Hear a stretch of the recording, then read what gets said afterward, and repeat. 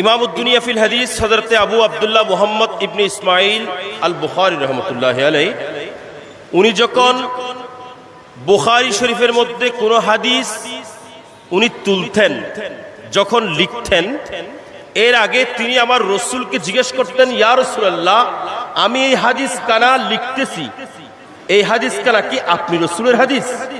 তখন আমার রাসূল যদি বলতেন হ্যাঁ এটা আমার হাদিস, তখন তিনি এই হাদিস কানা বুখারী শরীফের মধ্যে লিপিবদ্ধ করতেন।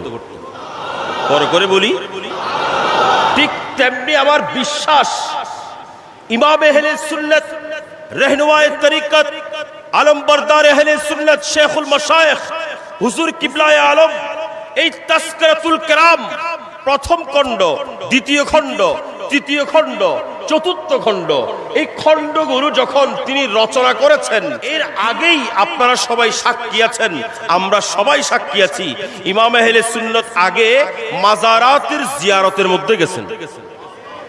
কথা বলেন ঠিক কিনা? বিভিন্ন মাজারাতের জিয়ারতে গেছেন, গিয়ে ওই মাজারাতের আউলিয়া ইকরামের সঙ্গে দর্শন করেছেন, তারপর তিনি এসে তাদের জীবনীগুলো রচনা করেছেন। কথা ঠিক কিনা?